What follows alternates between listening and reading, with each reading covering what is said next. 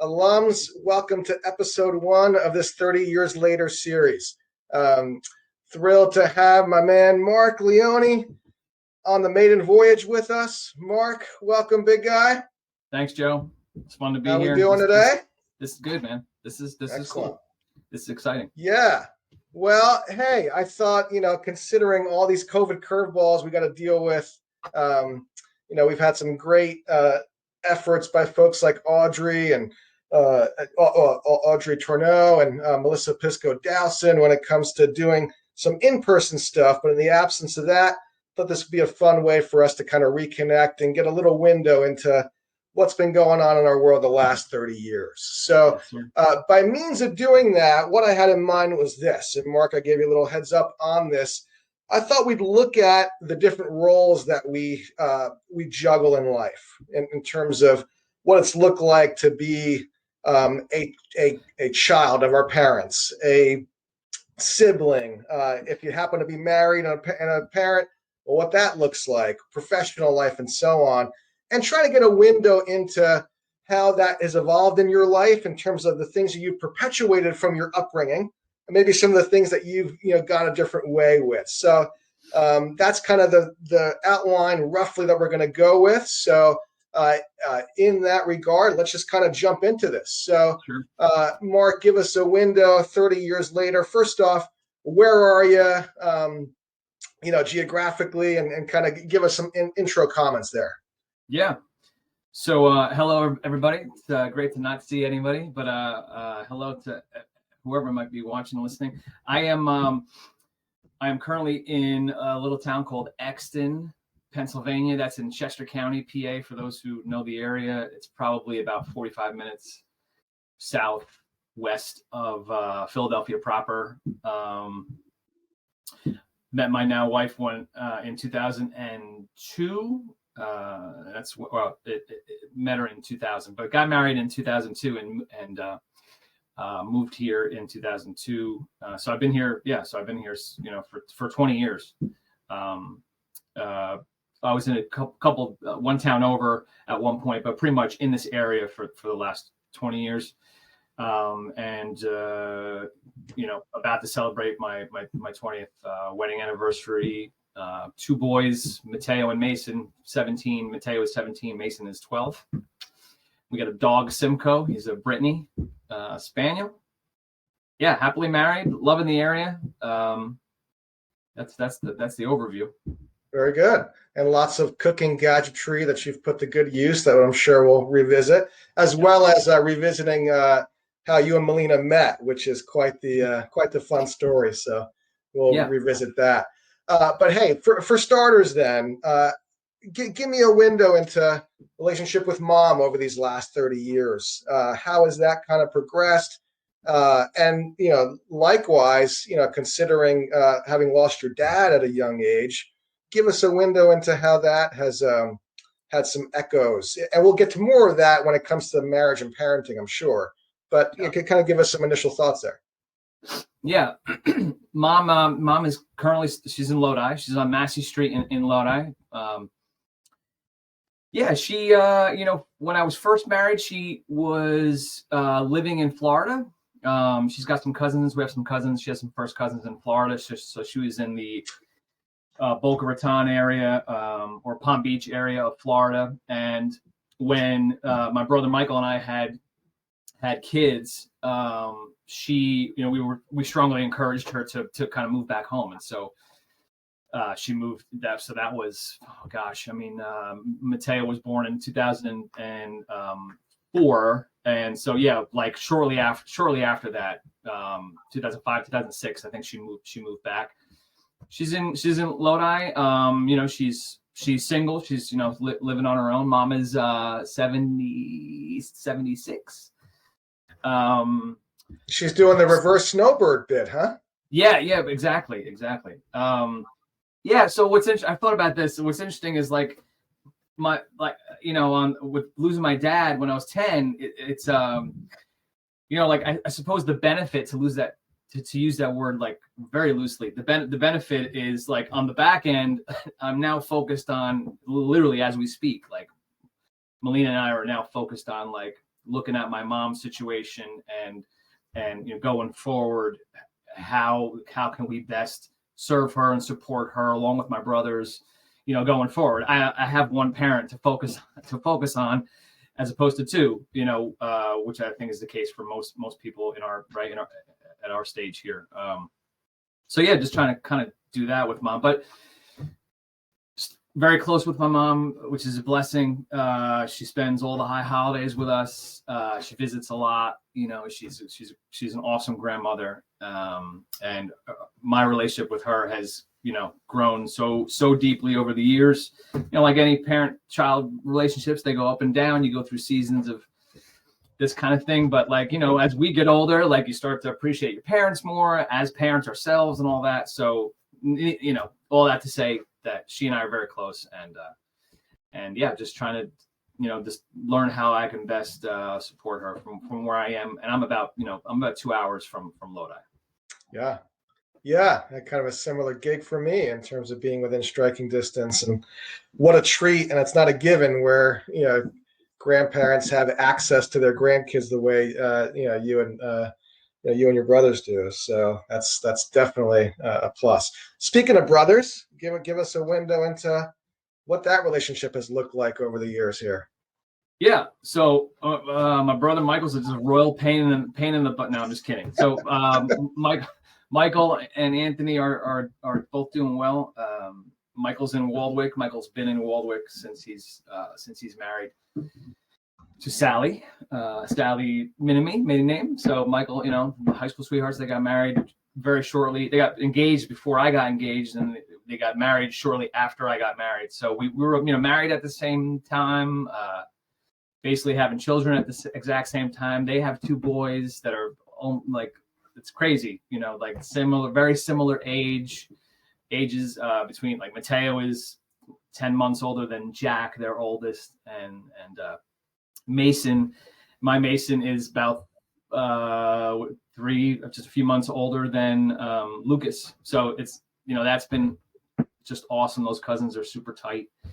And Michael is absolutely, he's finally found something that he loves to do. He's spent 1,000 years in a professional kitchens and being a cook and all that, but his passion is video editing. He's doing wedding videos. He's doing all sorts of crazy videos. Those of you on social media probably have seen some of his stuff, but he's just doing some genius things with video editing, and super happy doing it. And then Anthony got remarried not this past October, but a year ago, to Kelly, who is lovely sister-in-law. They were together for 5-6 years before they got married. Anthony's been a wedding, still wedding singer, painter by day, house painter by day, and brilliant wedding singer by night, by weekends. Before Adam Sandler made it on the big screen, huh? Anthony was ahead of his time. Before Adam Sandler made it a movie. Yeah. Your brother was ahead of his time that way. He's the original. Still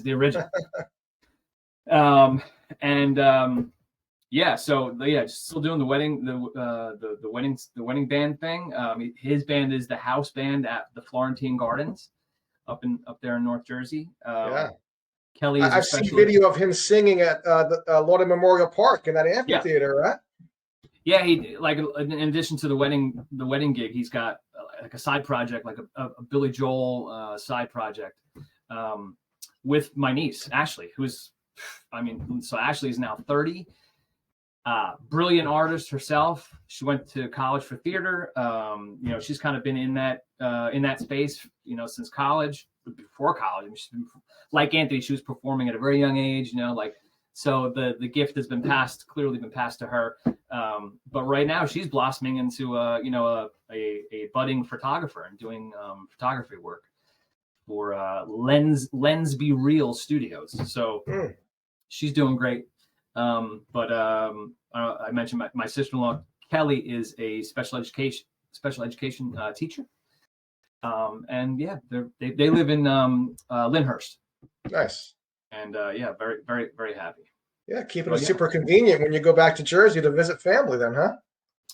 Yeah, we we all get together, like I said, for the high holidays. I see, Yeah. for being 2 hours away, I see my brothers and my mom, I would say, fairly often for 2 hours, Yeah. 2 hours away, Yeah.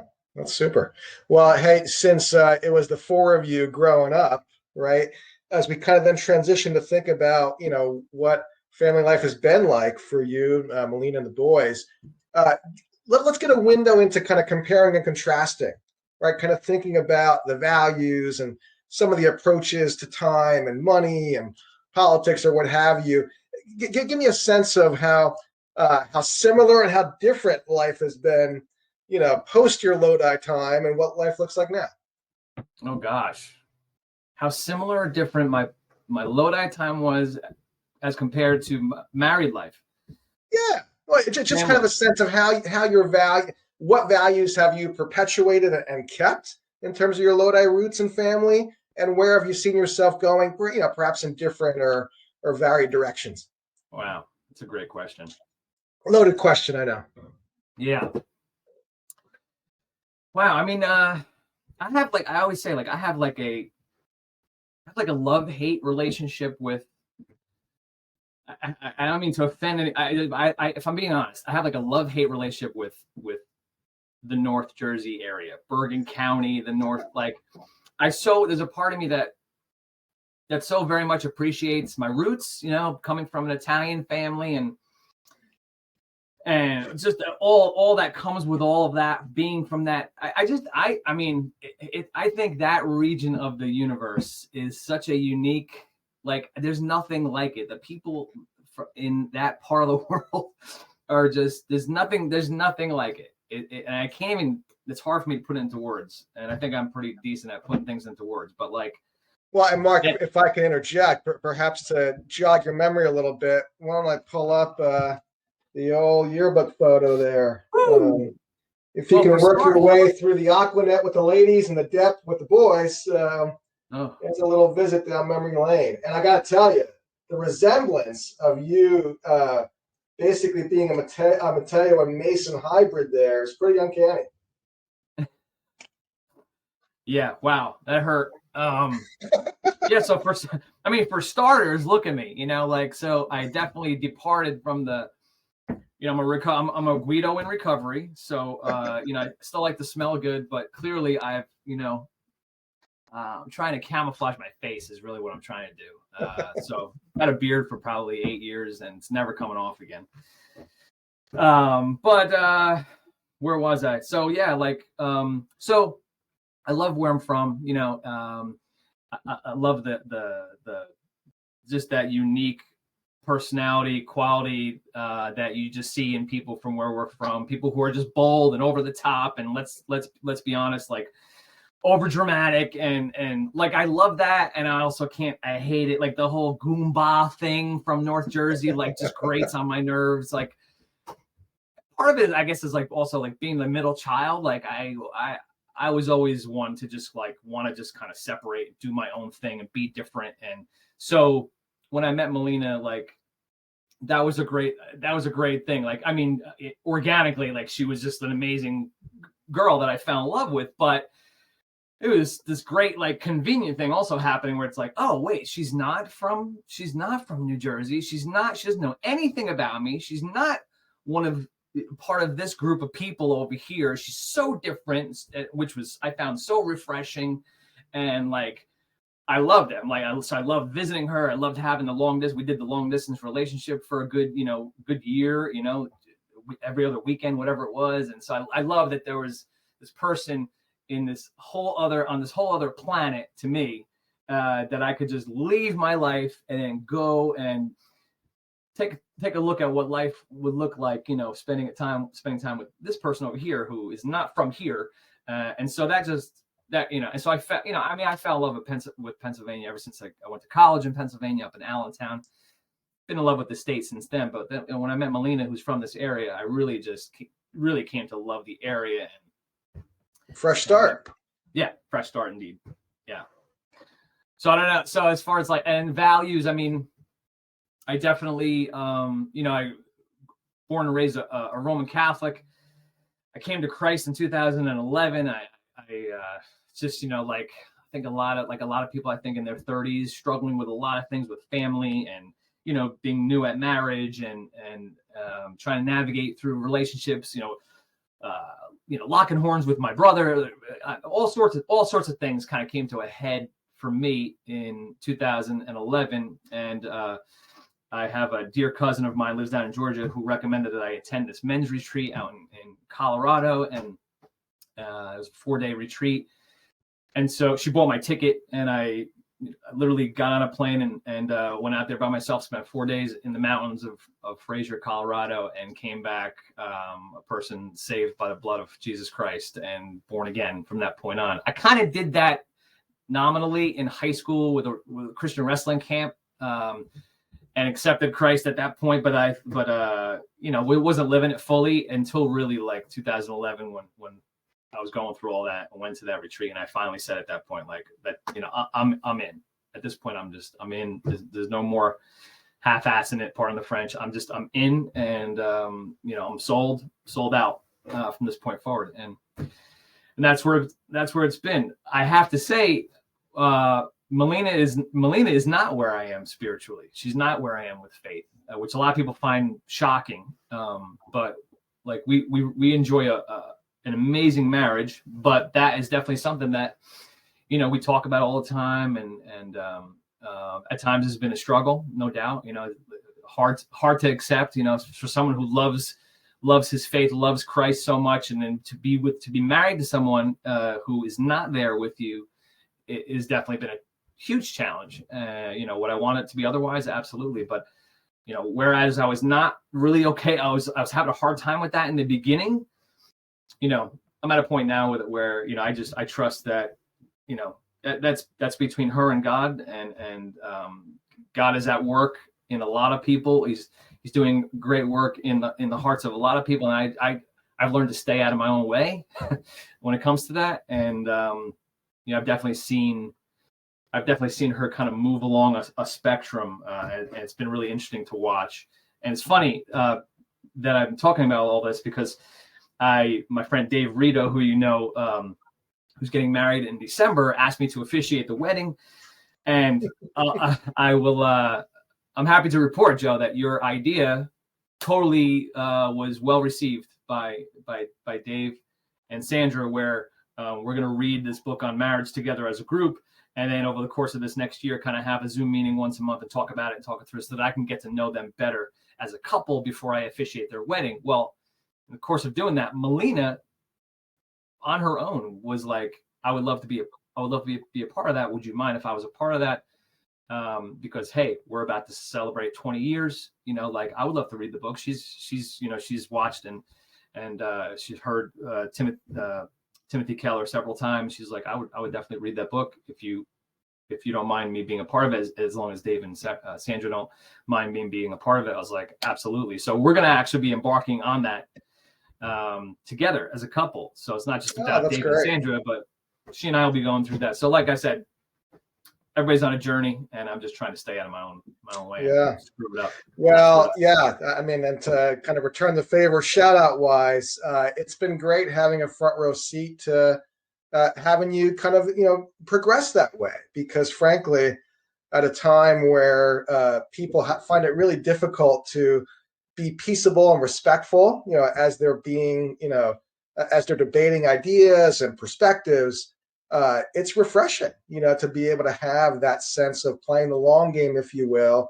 and knowing that, ultimately every one of us have to own our worldview and our values and how we're approaching, life and what matters. So, yeah, it's great to have that level of honesty and the level, of knowing that there are very few black and whites in life, right? And we're all kind of navigating a lot of gray when it comes to thinking about what matters, what doesn't, what's wrong with the world, and what the fixes are. Take any number of different perspectives there, and that's a very healthy way to progress personally, and in the family. Well, since we're talking marriage, let's kind of pivot to talking about you and Melina and how you guys met, and a window into the highs and lows over these past 20 years. Yeah, how we met. So I have a friend from college. Her name is Marcia. Marcia lived in Philadelphia.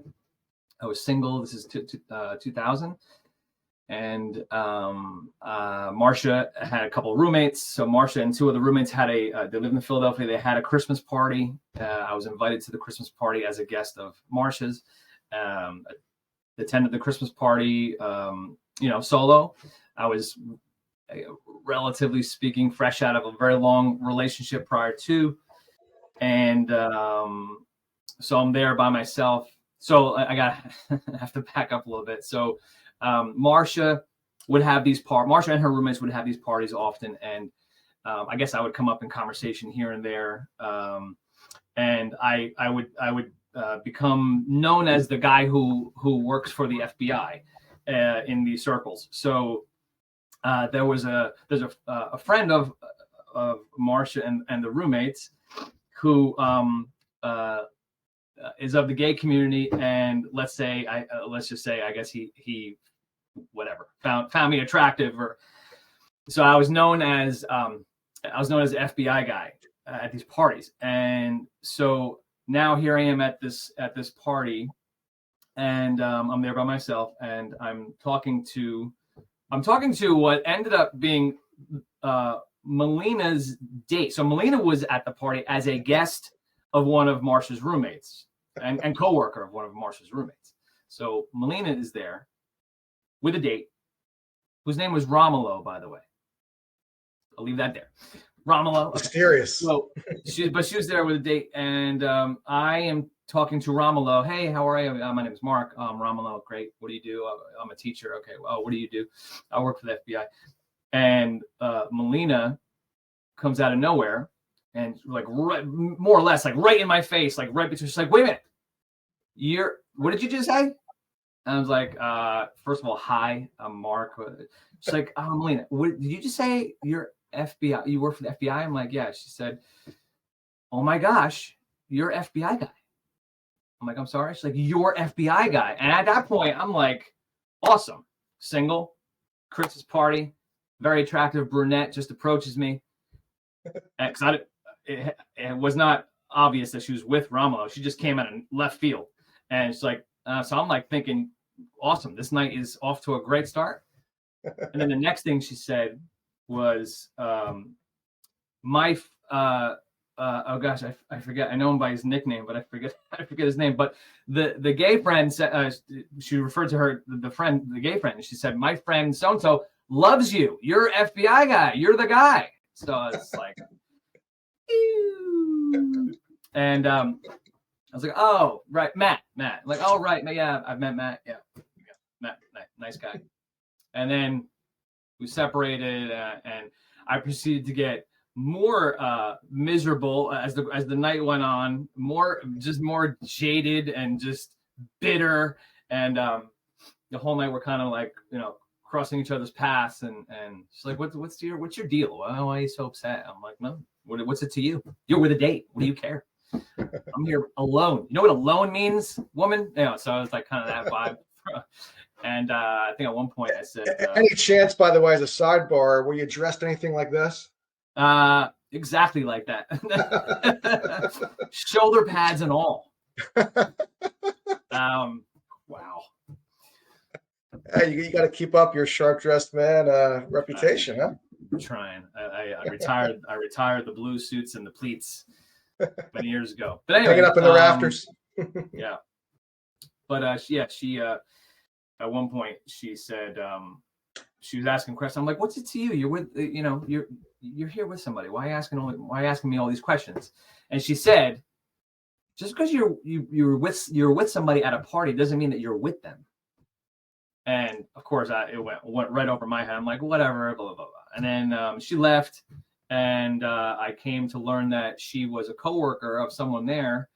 And like as soon as she left, I was depressed. And that coworker, my friend Barbara, was like, "What's your deal, Leone?" I'm like, "The love of my life just walked out of my life."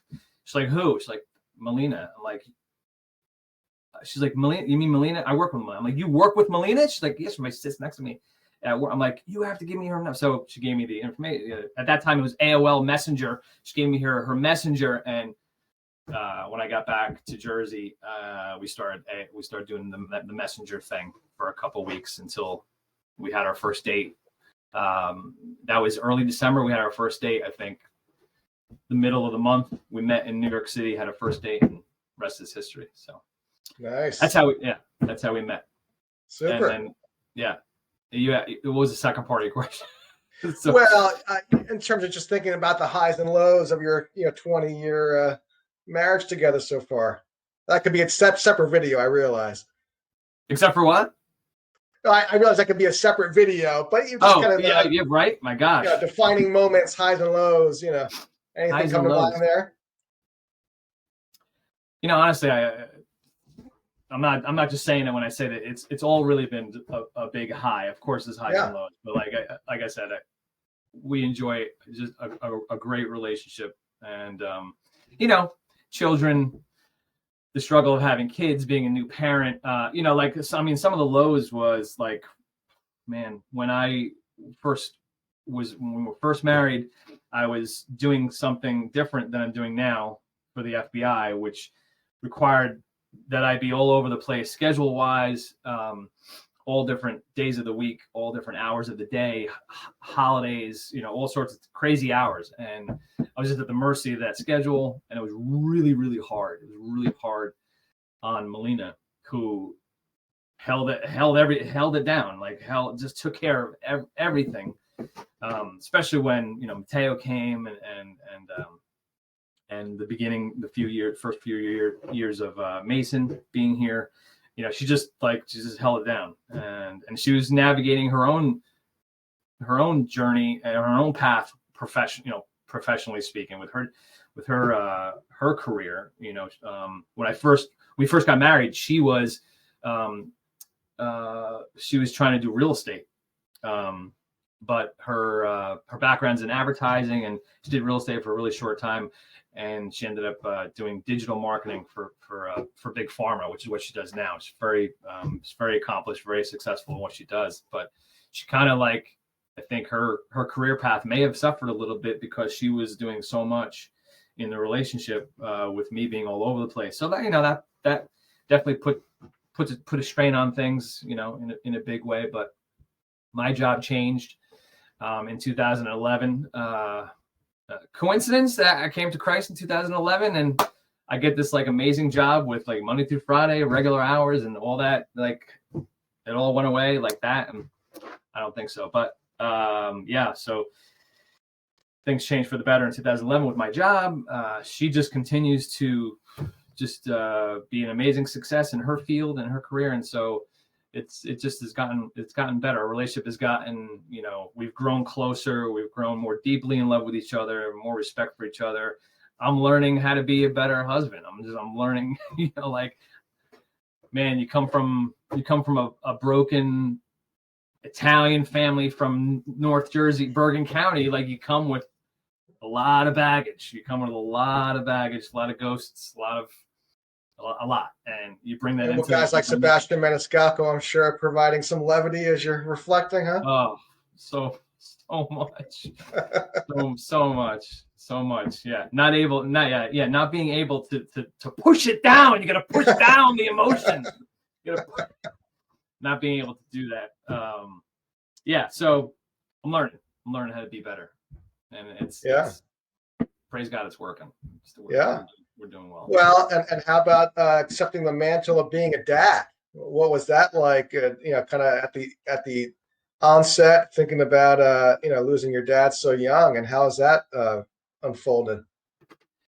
Yeah, I mean that's been everything. It's been my lifelong prayer, since having lost a dad, and so you can imagine, man, when I learned that we were expecting, and then learning, and by the way, I may be blunt, the expecting thing was unexpected because I was at the time I was home so few and far between, and those let's call them moments of reconnecting were so few and far between, and yet we, by the grace of God, we conceived, and so that happening in the first place was a shock, with Mateo at least, and then to learn that I'm having a boy, being my lifelong prayer, was just, I mean, I to this day I still get choked up. Like it's hard for me not to get choked up talking about it or thinking about it.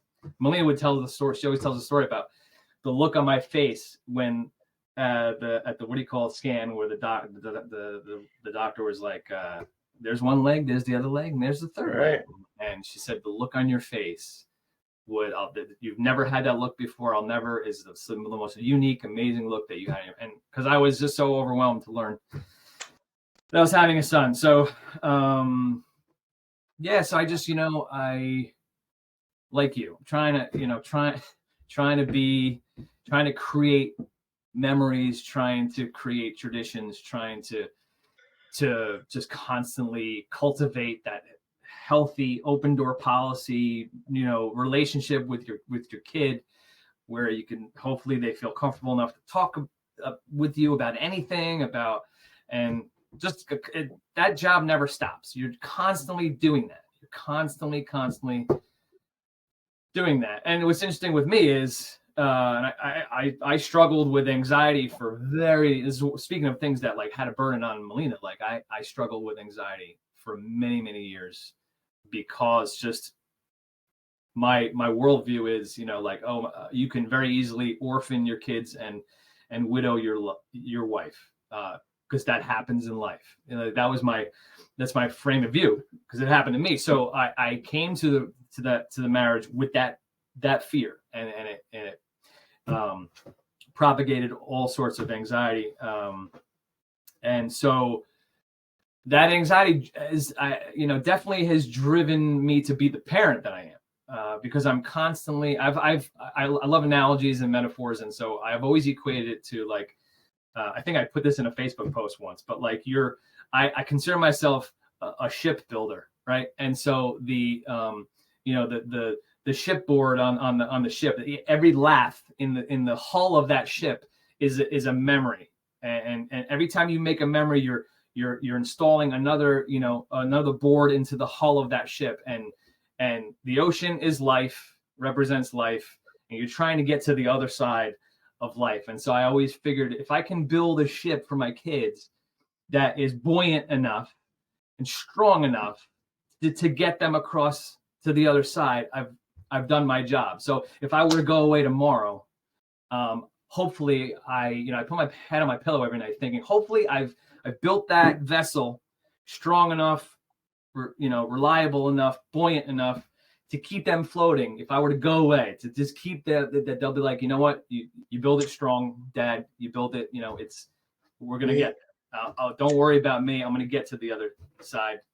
I'll see you on the other side. So, that's what That's what it's been. That's how I look at it, being a dad. Tell you what, for someone who's always been the wordsmith, you might have something on your hands there with that word picture. Love it. Maybe. Yeah. Well, and thankfully you have two boys who are exactly identical, right? So in terms of how you treat them, that part was no big whoop, right? Wow, as I'm sure so many parents can relate, man. Like Mateo is me. He's absolutely me. Mason is my wife. Mateo is... Although with one major exception, though. That's true. That is true. Mason is my wrestler. Yep. Yeah, that is true. Glory days, huh? It is a major exception. Go Rams! Sorry. Yeah, Mateo. I mean, like, Mateo is shopping at Goodwill stores and on eBay looking for Cavariccis, and has like a 15-bottle cologne collection, and they're all like colognes, like Fahrenheit and Drakkar and Old English, and like that's who my son is.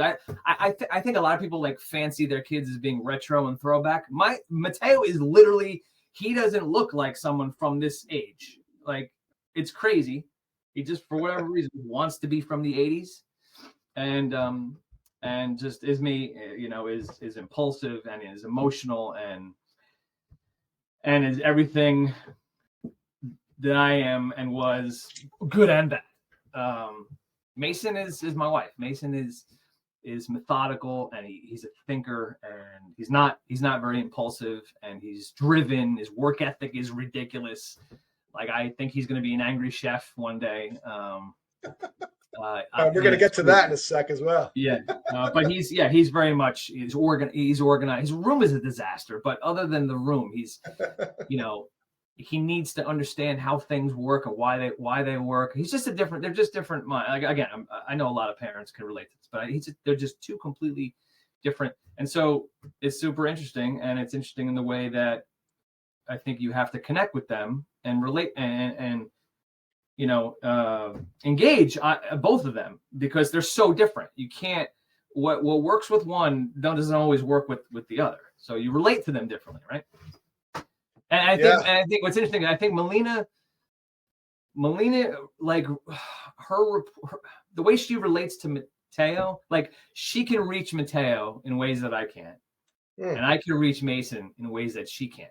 Right. Which is super interesting because like she sees me in him, and I see Melina in Mason, and so that dynamic is really interesting. Yeah. Human relationships, especially family. Fascinating works, pieces of art there, huh? Yeah. So how about we talk about friendships? Give us a sense of how those have evolved over this time, both in terms of who you've kept up with, from our Lodi circles, and other friendships as far as what that looks like in your world these days. Yeah. But this is a good time to circle back, because I know I've said it to you 1,000 times, and this is as good a time as any to say it so that other people hear it. But like, you have been there since high school, since 7th grade, right? Like, you and I have been friends since we go back that far.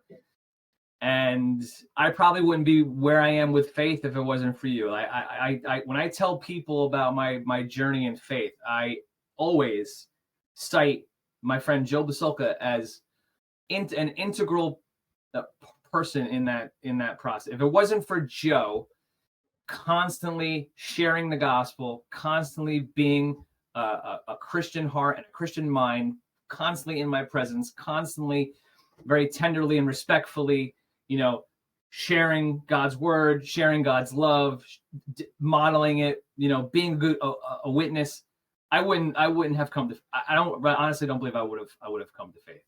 So I want to publicly thank you for that here. And it's been a great journey, bro. And I consider it's one of the great blessings of my life, still being close with you and in contact with you and living relatively close to you, which is amazing. Like it's been such a blessing. So I stay in touch with Joe Basilka. I've always remained super tight with Brian Bonomo, Jason Sorrell, Jeff Daniels. Brian and Jason are in Florida. Brian is a doctor, super accomplished doctor. Jason is a nurse in Brian's practice, essentially, and Jason's currently studying to be a nurse practitioner. Jeff was with the Air Force did 20 years in the Air Force, and then got out of the Air Force. Now he does contract work, and he lives out in Maryland. And Jeff is currently going through a divorce at the moment, but he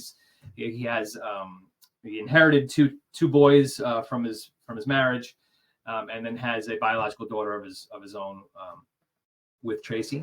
But yeah, I'm in daily contact with Jeff, Brian, and Jason. We visit each other. They come to visit in the summer. And past couple of years, I've been going down to Florida. We've made a kind of this tradition to get together, do some sort of get together every year. I'm actually going down there third week in March. I'll be seeing, and Jeff is joining us. So the four of us will be together in March in Florida. We go fishing, we go shooting, we do a whole bunch of things. I consider you and those three guys brothers, and a few choice others. I mean, those, when I don't use that term loosely with people. When I call somebody a brother, it's because I feel that close with that person. And those three guys are definitely brothers of mine. Yeah, Thundercats live on, huh? Yeah, absolutely. Who else? You know what? Jason Tansky. Jason Tansky lives relatively close, and Jason Tansky being like my first best friend. absolutely. Like on Lawrence Avenue in Lodi, lived up the street, know each other from. Jason lives 20 minutes from me, and a few years ago we reconnected, and that's been awesome. And he's been I've invited him into some things that I like to do with friends, and it's been awesome seeing him and spending time with him again. And I consider him a dear friend, and have my whole life. So I see him. I've inherited some great friends through my wife, because all my roots are in Jersey for the most part, but being here 20 years, you make new friends, and between friends I've inherited through Melina's girlfriends, husbands, and such, my friend Damien being one that comes to mind. Between that and some coworkers that I've grown super close with, never a shortage of friends, and I try to show those friends how much I appreciate them and love them as often as I can in the ways that I like to. And so it's been great. Hey, just quick technical FYI. Your video just cut away for a minute. Now you're back, so we're good to go. All right. Got it. Yeah, excellent. Being conscious of those circles and appreciative of the reality relationships is excellent. So great. So how about either professionally or in terms of passions or hobbies you have? Give us a little window into what these 30 years have brought in those areas. Well, as I said, I work for the FBI. I just celebrated 25 years with the FBI in July. I'm eligible to retire on 12/29/29. But who's counting? But that's the date that I can fully retire. And it's been a great career. I won't go into exactly what I do here in this forum, but I have been with the FBI for that long, and it's been wonderful and a huge blessing. And your service has not been in vain, bro. It's very easy to take for granted what folks who serve in capacities like yours do, in service of local community and the nation. So may you never forget your labor is not in vain there. I appreciate that. Thank you. It's been great. But it's not my passion. It's not my passion. It's been a great career. It's a great job. It's a secure job, comes with a lot of benefits. You don't do it to be a millionaire, but it's served me well, but not my passion.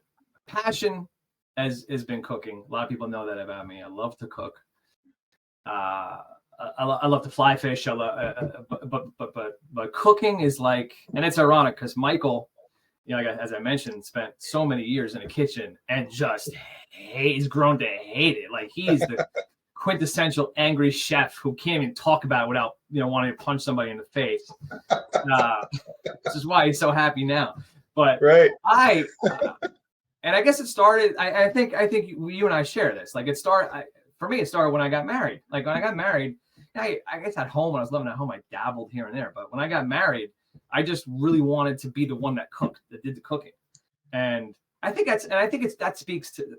I'm literally thinking of this out loud now, but I think that speaks to how hungry I was, no pun intended, how hungry I was to be independent, having lived at home, Italian son still living with his mom until 29. Like I was so hungry to just be independent and like carve out my own, and I think and cooking felt like that would make me feel independent, to be able to like create meals, and so I think that's where that comes from. But it's really evolved into like a true passion. Love to do it. I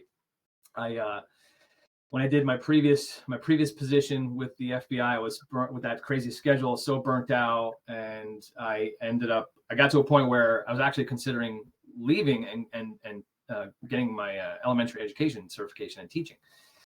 I was tossing around a lot of ideas, but I was really enjoying cooking was my outlet. And long story short, I ended up getting an apprenticeship in Philadelphia under Mark Leone, a very well-known, renowned chef in Philly. And I just sent an email one day over. Melina and I had dinner at one of his restaurants. It blew me away. And I said, I'm just going to email him. And she thought I was crazy.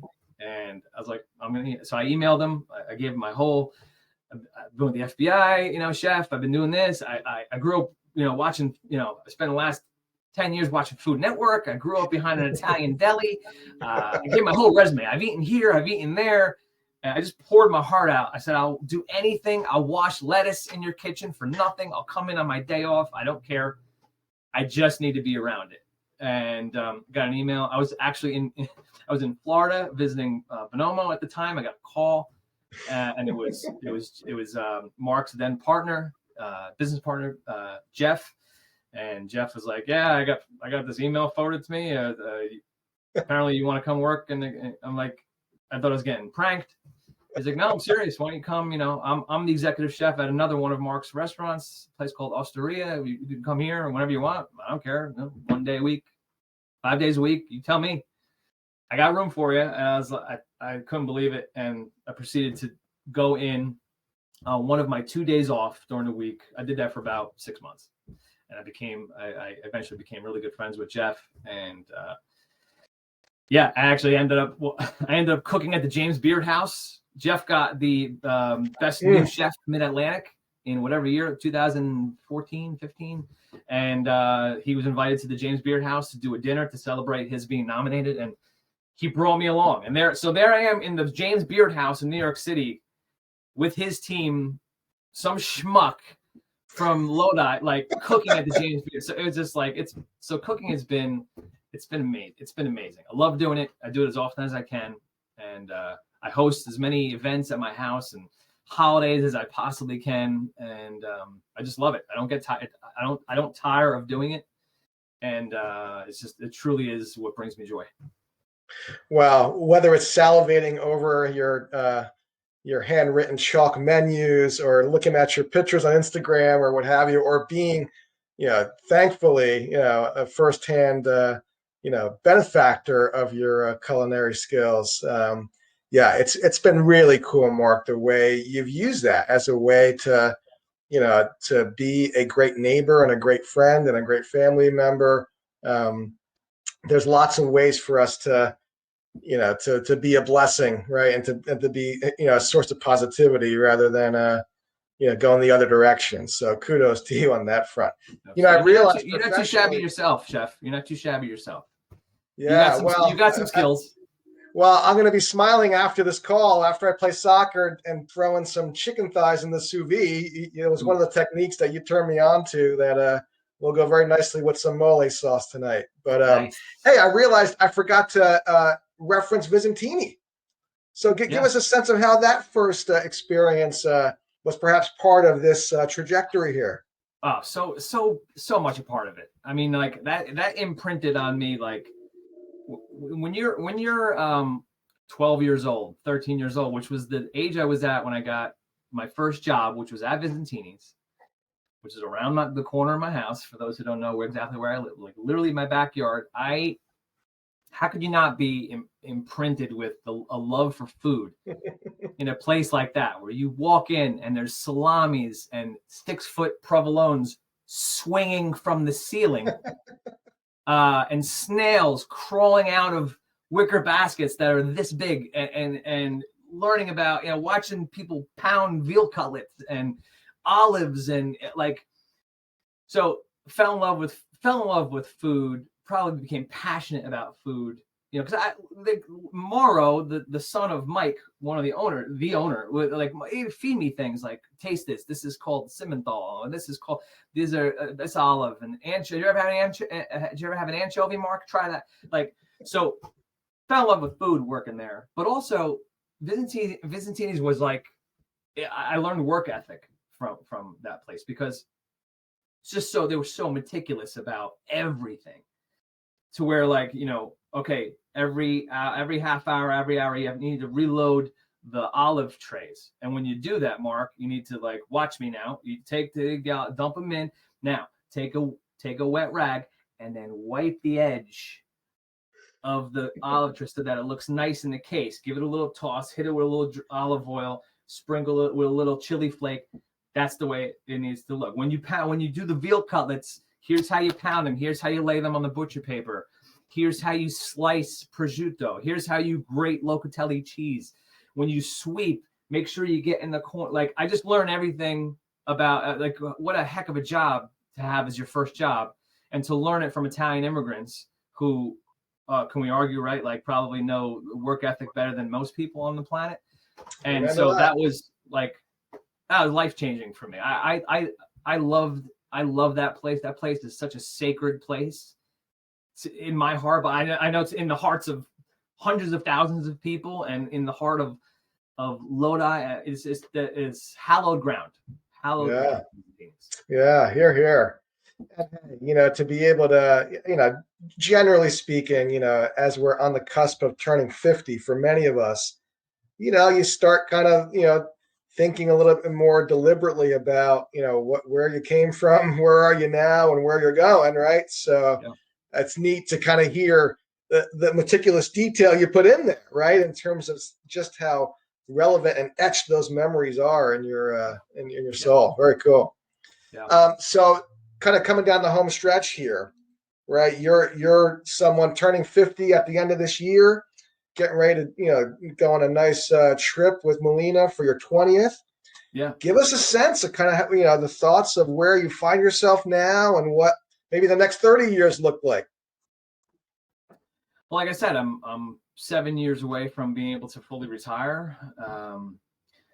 Melina is, like I said, she's got a great job, but she's always looking to, at the next possible job. And she's currently looking at possibly moving to another pharmaceutical company and doing what she would hope to be her final job before riding off into the sunset, into retirement with me. And so as far as what that looks like, it's hard. It's interesting. It's hard to say. I mean, my older son, Mateo, not going to college. He's in tech, the tech school, technical high school. He's going into the trades. He will soon be a certified barber. He currently is employed at a barbershop in town, and so he's going to go from high school right to working. And Mason is 12 and he's in 6th grade, and so we got a few years before he, wherever he's going to go. So that obviously that's got to be taken into consideration as far as what we do. I've always kind of right now we're having the conversation about where we want to retire, and in my mind, I don't know how realistic this is. I think it's realistic. I think I really want to be there, but I would love to retire in New England, particularly New Hampshire, because I fell in love with Vermont, but Vermont is super expensive to live, and the tax situation there with retirement and all that. Unlike New Hampshire, which is like Vermont, but without all the tax stuff. So, but I love that region of the country. I love the seasonality of it. I love the art scene there. I love the food scene, the beer scene there.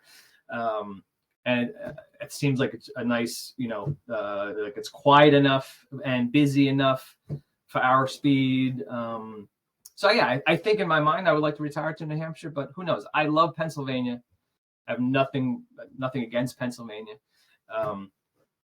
You factor in your parent, going back to the original question, you factor in where's my mom going to be in 7 years when I'm ready to ride off into that sunset. Right. She might be in a position where she needs me to be closer. My in-laws, who I adore, live 20 minutes away, and they're relatively younger and, right now at least, in great shape and still working, and, but who, where are they going to be in 7 years, in 10 years, in 15 years? I don't know. So it might all keep me right where I'm at, which if that was the case, I'd be okay with that. Right. But I definitely will continue to work. I don't know, constantly thinking about what I'd like to do.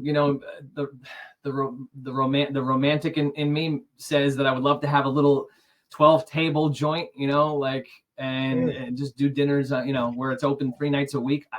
Who knows? I don't know if that's even possible. It's a romantic idea. I would love to do something with food. I don't know what. There's a part of me that has been wanting to do something with children who have lost a parent. I volunteered some years ago. I volunteered at a place that worked with children who've lost a parent or a sibling. I would love to. I've always wanted to mimic that place, only do kind of like grief therapy through cooking, through the art of cooking, and food. I really haven't seen that done. I would love to. That would be a great thing to do. So have some sort of a ministry in that regard, involving food, involving kids who have suffered loss. I don't know. Pray about it a lot. See where the Lord takes me. Yeah. So, yeah. But hey, you're thinking along the right lines when you can combine your passions and do it in a way where you're serving others. Talk about a sweet spot in terms of the best way to use our time. Yeah. Of course, I'm looking at the class won't page, by the way, and I read here, I, Mark Leone, won't forget the speed at which a Midway cheesesteak is made. Oh, wow. Maybe a feature on the Seaside Hikes Boardwalk can factor in somehow, huh? I don't have the props to do it here. I was going to say, right, you may not have everything ready to go, but perhaps for those people who are uninitiated and haven't seen you do it, maybe you can do a quick little memory lane trip for us, huh? Well, first you got to do it in slow motion. So, and I haven't had a Midway cheesesteak in decades. But when you would approach the counter for a Midway's cheesesteak, what happens is a sheet of wax paper is pulled from the dispenser, placed in the hand. Bun is grabbed, that's already cut, pre-cut bun, placed onto the paper. Tongs, or I think maybe a spatula, scoops up the meat, throws it onto the bun. Big gigantic stick is pulled from the Cheese Whiz bucket. One swipe, two swipes, and then I think another piece of wax paper is kind of wrapped around. A couple of napkins, pull with that, handed to you. And usually when you step up, you say, you're greeted with, "What can I get you?" And then all that happens. But if they do it, they make the cheesesteak so fast that they're handing you the cheesesteak, and the sentence, "What can I get you?" "Hey, what can I get you?" is not even out of their mouth. That was the original Mark Leone, imitating the cheesesteak delivery.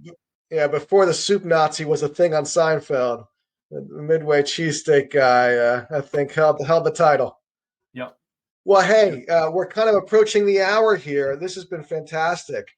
To wrap up here, kind of in the spirit of that class will and class won't, what sort of words of encouragement or words would you leave to our fellow classmates here? Wow, words of encouragement or words, man. Oh, being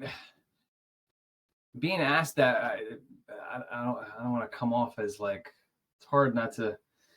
You don't want to come off preachy or like, I don't know. Like the thing that jumps to mind is life is short, and life is fleeting. We've seen classmates of ours pass on. We've seen relatives and parents, right, pass on, and so life is short, and especially at 50 years old, as we sit here at 50, right, give or take. Like, the older you get, the closer you realize how short and fleeting life is. And so, considering that, like, I can only speak to how I try to live my life, is you got to love hard, love people hard, make those memories, constantly ask yourself, what's your legacy? I'm constantly trying to ask myself, what's my legacy, right? Because it doesn't matter, money in the bank, possessions, whatever, no one cares. I tell my kids, like, no one cares. No one's going to care. No one cares about your wrestling record, dude. Like, no one cares about what shoes you, like, those are great things, but, like, what's your legacy? What are people going to say about you when you're gone from here? How did you make people feel? What kind of an effect did you have on people's life? Did you make a difference? Did you help people? Did you do the right thing? Did you inspire people? What's your legacy? And obviously, living coram Deo, living in the face of God, right? That's everything. According to my convictions, that's everything. Am I being a good witness? Am I living living for the kingdom? Am I helping people? Am I being a godly man? Am I doing those things? I realize not everybody subscribes to that, but if you're asking me, that's how I'm trying to live my life, and Super. doing the best I can. Oh, I love it. Yeah, certainly. Having just recently said goodbye, or more specifically, arrivederci, until we meet again, to my dad.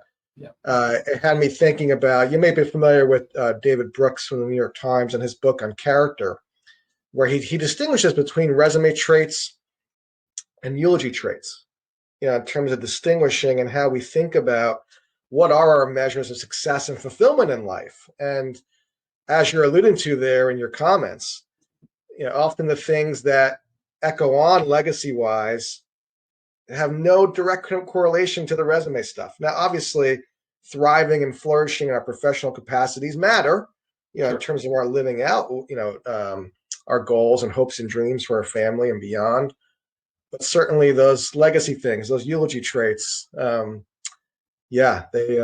endure well beyond our time. So, yep, amen. Hey, Mark, this was a treat. Thanks so much for being willing to stumble and fumble our way through episode 1 here. That's been good, man.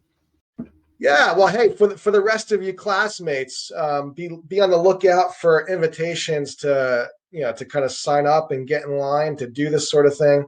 We're not going to tap into our Sicilian mafia roots and shake people down to force you to do this, but I'm optimistic that we're going to get a good number of people to step up, and I think it'll be neat for us to be reflective together, and celebrate, and be thankful for how our lives have evolved here 30 years later.